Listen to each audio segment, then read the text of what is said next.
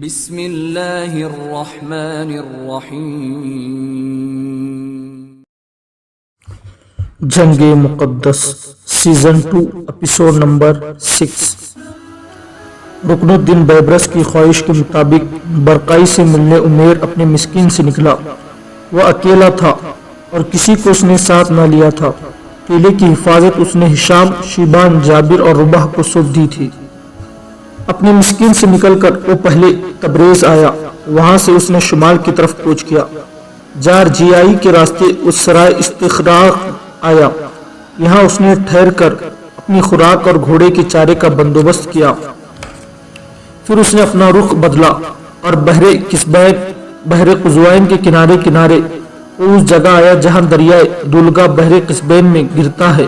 یہاں سے وہ شمال کی طرف کوچ قیام کرتا ہوا دریائے دولکا کے کنارے کنارے آگے بڑھتا رہا۔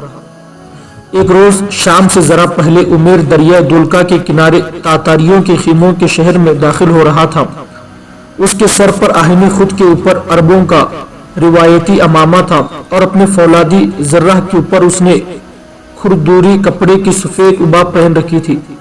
جھگڑوں اور جنگی ریتوں کے بیچ گزرتے ہوئے اس نے ایک تاتاری سے برقائی کے متعلق پوچھا اور پھر آگے بڑھنے لگا۔ برقائی کے زر نگار اور شامیانہ خیمے کے قریب آ کر عمیر نے دیکھا ابو نواس اور حوازن بھی اسی خیمے میں داخل ہو رہے تھے۔ عمیر نے کسی مصلحت کے تحت انہیں آواز نہ دی اور اپنی اسی رفتار سے گھوڑے کو چلاتا ہوا وہ برقائی کے خیمے کے پاس آیا اور دروازے پر کھڑے ہو کر پہرا دینے والے سپاہی سے کہا، مجھے برقائی خان سے ملنا ہے۔ سپاہی نے پہلے اسے سر سے پاؤں تک دیکھا، پھر استفسار پوچھا، کیا تم مسلمان ہو؟ ہاں میں مسلمان ہوں، پہرہ دار نے بڑی نرمی سے کہا۔ کہاں سے آئے ہو؟ مصر سے۔ پہرے دار نے عمیر کا ہاتھ تھام لیا اور خیمے کے باہر چھوٹے سے ایک شامیانے کے نیچے اسے ابو نواس کی ایک کرسی پر بٹھاتے ہوئے کہا۔ برقائی نے ابھی دو مسلمان پہلوانوں کو بلایا ہے، ان کا تعلق بھی مصر سے ہے اور انہوں نے جنگیز خان کے دشت میں تاتاریوں کے سب سے بڑے پہلوانوں پیلا اور ایک فوجی افسر کو شکست دی تھی۔ برقائی انہیں دیکھنے کا مشتاق تھا۔ وہ منگو کے لشکر کے ساتھ آج صبح ہی یہاں پہنچے ہیں اور برقائی نے انہیں اپنے پاس بلایا ہے۔ برقائی کو فخر ہے کہ وہ دونوں مسلمان ہیں اور ان سے ملنا اور ان کی حوصلہ افزائی کرنا چاہتا ہے۔ وہ فارغ ہو تو پھر آپ اندر چلے جائیے۔ عمیر نے پہرہ دار کی طرف غائب نگاہوں سے دیکھتے ہوئے کہا، تم تاتاری نہیں ہو شاید؟ پہرے دار خود بول پڑا، میں ترک ہوں، اور عمیر نے اس کی بات اچک لی، اور مسلمان ہوں۔ ہاں مسلمان ہوں، ٹھہرو میں تمہارے کھانے پینے کا بندوبست کرتا ہوں۔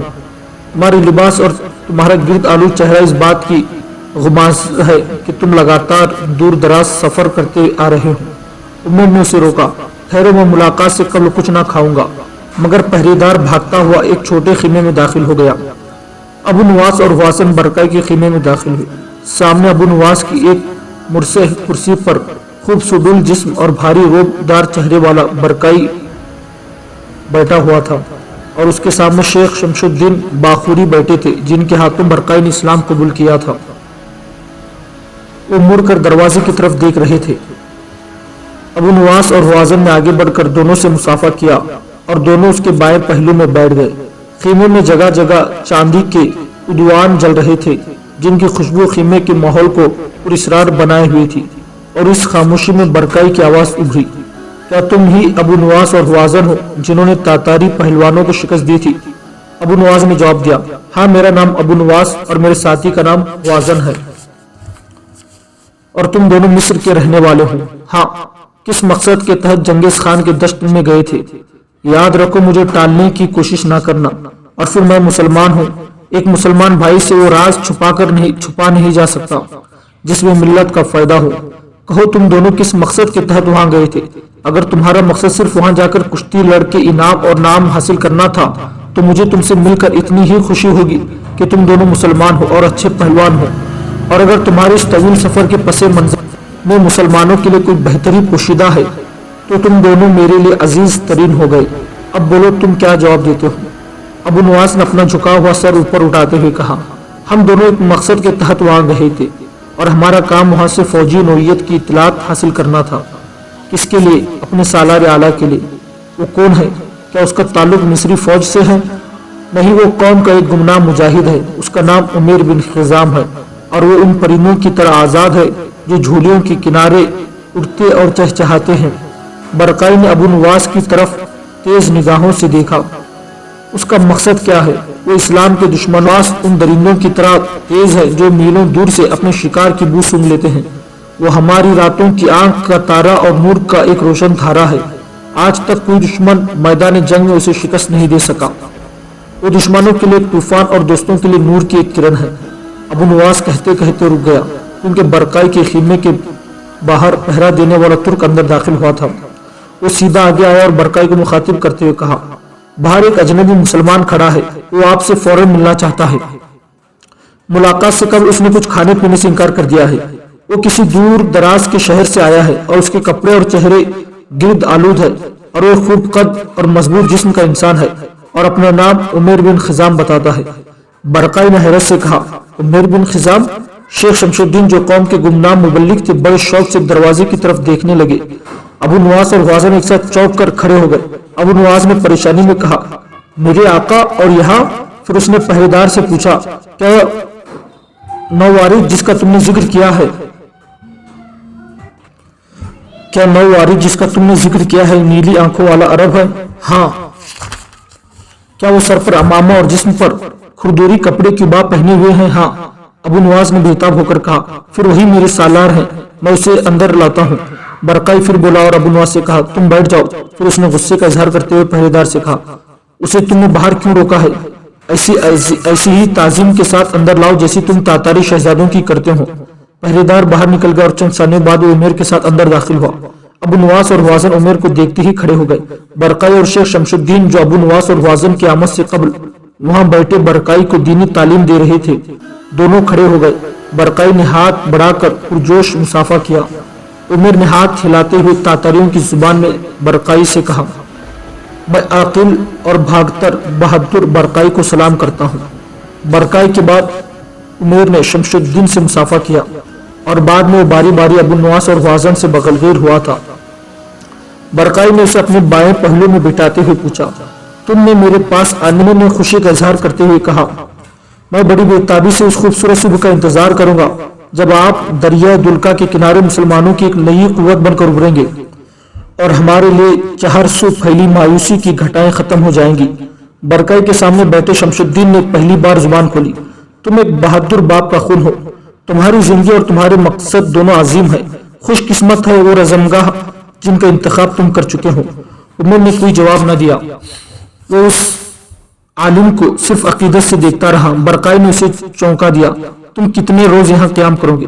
میں کل صبح یہاں سے کوچ کر جاؤں گا، ابو نواز اور غازن بھی میرے ساتھ جائیں گے۔ میں اجلت میں ہوں، ورنہ کچھ روز میں ضرور یہاں قیام کرتا۔ مجھے فوراً واپس جا کر ایک نئے معرکے کی تیاری کرنا ہے۔ کیسا معرکہ؟ آرمینیا میں تلم کے قلعے پر حملہ، جہاں سے نکل کر تاتاری مسلمان شہروں اور کاروانوں پر حملہ ور ہوتے ہیں۔ کیا منگول ابو نواس اور غازن کو جانے کی اجازت دے گا؟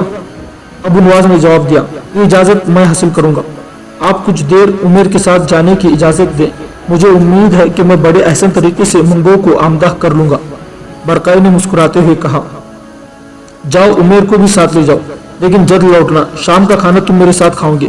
اگر منگول اجازت نہ دے تو بھی مجھے اطلاع کر دو، میں خود اس سے بات کر لوں گا۔ عمیر، ابو نواس اور غازن اٹھ کر باہر آئے۔ وہ تینوں اپنے گھوڑوں پر سوار ہو کر دائیں جانب چل دیے۔ تھوڑی دیر بعد ایک خیمے کے سامنے وہ گھوڑوں سے اترے اور اس خیمے میں داخل ہوئے۔ اندر کولان اور ہمورا بیٹھی باتیں کر رہی تھی۔ ابو نواس نے انہیں مخاطب کرتے ہوئے خوشی کے اظہار میں کہا، پوچھو کون آیا ہے؟ کولان اور ہمورا حیرت اور پریشانی میں عمیر کی طرف دیکھ رہی تھی۔ ابو نواس نے خود ہی عمیر کی طرف اشارہ کرتے ہوئے کہا، میرے آقا عمیر بن خزام۔ کولان اور ہمورا کے چہرے پر اطمینان بخش مسکراہٹ تھی۔ ابو نواس نے پھر ساتھ ہی کہا، غازن تم عمیر کے ساتھ یہی بیٹھو، میں منگو سے بات کر کے لوٹتا ہوں۔ اس کے ساتھ ہی ابو نواس باہر نکلا اور خیموں کی قطاروں میں سے ہوتا ہوا منگو کے خیمے میں داخل ہوا۔ وہ اکیلا بیٹھا گھوڑی کا دودھ پی رہا تھا۔ ابو نواس جب اس کے سامنے بیٹھ گیا تو منگو نے انسان کی کھوپڑی سے بنی ہوئی اس پیالے کو جس سے وہ گھوڑی کا دودھ پی رہا تھا ایک طرف رکھتے ہوئے پوچھا، کیسے آئے ہو ابو نواس؟ ابو نواز نے آواز میں غائب درجے کی نرمی پیدا کرتے ہوئے کہا، میں اپنے شہر جانے کی اجازت لینے آیا ہوں تاکہ میں اس پہلوان کو اپنے ساتھ لا سکوں جو ہم دونوں کا استاد ہے اور جسے لانے کا وعدہ میں نے عقدائی خان سے کر رکھا ہے۔ آپ اسے اور اس کی شجاعت دے کر خوش ہوں گے، اور یہ عقدائی کا حکم بھی ہے کہ اسے ساتھ لایا جائے۔ یہاں سے میرا شہر قریب ہے، میں اسے بہت جلد لا سکتا ہوں۔ منگو نے اٹھتے ہوئے کہا، کب تک لوٹوں گے؟ بہت جلد، شاید آپ کے یہاں سے کچھ کرنے سے قبل ہی لوٹ آؤں۔ میں اور حوازن دونوں جائیں گے، ہو سکتا ہے وہ میری التجا ٹھکرا دے اور حوازن اسے آمدہ کرنے میں کامیاب ہو جائے۔ کولان اور ہمورا اس لیے ہمارے ساتھ جائیں گی کہ ہم انہیں اپنے گھر چھوڑائیں گے جہاں وہ آرام کریں گی۔ میں انہیں جنگ میں اپنے ساتھ گھسیٹنا اچھا نہیں سمجھتا۔ کب تک جانا چاہوں گی؟ کل صبح جاؤ، مگر جلدی لوٹ آنا۔ ابو نواز کھڑا ہو گیا، میں بہت جلد واپس آؤں گا۔ ابو نواز وہاں سے نکل کر اپنے خیمے میں آیا، عمیر اور حوازن کو ساتھ لیا اور تینوں پھر برقائی کے پاس آئے۔ شام کا کھانا انہوں نے برقائی کے ساتھ کھایا۔ وہ رات تینوں نے بڑی بےتابی سے لشکر میں بسر کی اور دوسری روز صبح ہی صبح وہ کولان اور ہمورا کے ساتھ دریائے دولکا کے کنارے کنارے جنوب کی سمت اپنے مسکن کو روانہ ہو گئے تھے۔ عمیر ابو نواز، حوازن، کولان اور ہمورا کے ساتھ دریائے یارون کے کنارے کنارے اپنے قلعے کی طرف جا رہے تھے۔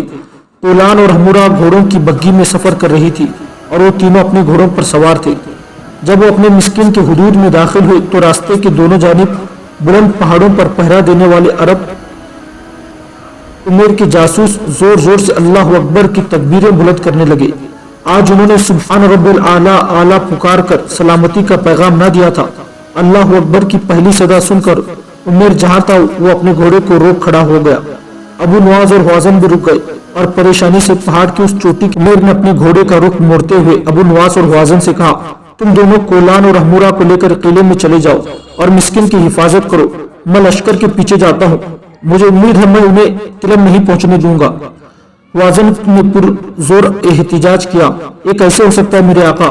ابو نواز اور حوازن آپ کو تنہا کیسے چھوڑ سکتے ہیں؟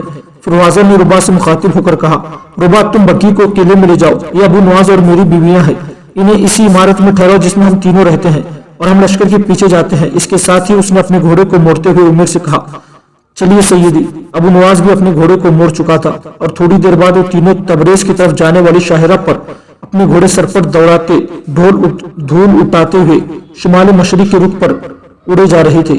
ایک بستی کے قریب جب کہ عمیر، ابو نواز اور حوازن دریائے فرات کا پل پار کر رہے تھے، انہوں نے دیکھا کہ ان سے آگے صرف ایک فرلانگ کے فاصلے پر ان کا لشکر جا رہا تھا۔ جب وہ لشکر کس سے نزدیک ہوئے تو پچھلے سپاہیوں نے ان تینوں کو دیکھ لیا۔ پھر لشکر کے ایک سرے سے دوسرے سرے تک ان کی آمد کی خبر ہو گئی اور لشکر رک گیا۔ وہ تینوں جب لشکر میں داخل ہوئے تو چاروں طرف تکبیر کی فلک شگاف صدائیں بلند ہونے لگی۔ وہ تکبیروں کے جواب میں ہاتھ لہراتے ہوئے لشکر کے آگے آگے شیبان، ہشام اور جابر نے ان سے مسافہ کیا۔ لشکر نے دوبارہ کوچ کیا، اس حالت میں کہ آگے عمیر تھا، اس کے پیچھے ابو نواز اور حوازن اور ان دونوں کے پیچھے ہشام، جابر اور شیبان تھے۔ لشکر اب عرب کی عمیر کی سرکردگی میں پہلے کی نسبت زیادہ تیز رفتار سے حرکت میں آیا تھا۔ تیز ہوا عربوں کی لہراتی ابائیں، ترکوں کی چمکتے خوب اور جفاکش بربروں کے غسیلے آبنوسی چہرے ایک طوفان کی شکل اختیار کر گئے تھے، ایک ایسا ہی تباہی کی آگ کا طوفان جو اپنے راستے میں کانٹوں کی انبار جلا کر راکھ کر دے، شدت کا ایک ایسا طوفان جس کا کوئی راستہ نہ روک سکے۔ تلم پہنچتے ہی قلعے کا محاصرہ کر لیا گیا۔ تاتاری باہر نکل کر حملہ ور ہونے کے بجائے قلعہ بند ہو گئے۔ عمیر کے حکم پر لشکر حرکت میں آیا اور کدالوں کی مدد سے قلعے کے گرد مدمے بنانے شروع کر دیے گئے۔ قلعے کے برجوں سے تیروں کی بارش کی گئی، مگر موت کے مسافر ڈھالوں کی اوٹ میں دمدمے بناتے رہے۔ اچانک اس وقت جبکہ مسلمان دمدمے بنانے میں پوری طرح مصروف تھے، قلعے کا دروازہ کھلا اور 3000 تاتاری سوار اپنے گھوڑے کو مارتے پیٹتے اور تیزی سے دوڑاتے ہوئے حملہ ور ہوئے۔ ابھی وہ دور ہی تھے کہ ان مسلمان جاسوسوں کے اشارے پر جو دشمن پر کڑی نگاہ رکھنے پر مامور تھے، جنگ کے نقارے بج اٹھے۔ مسلمانوں نے دمدمے بنانے کو بند کر دیے اور فوراً گھوڑوں پر سوار ہو کر ہتھیاروں سے لیس ہو گئے۔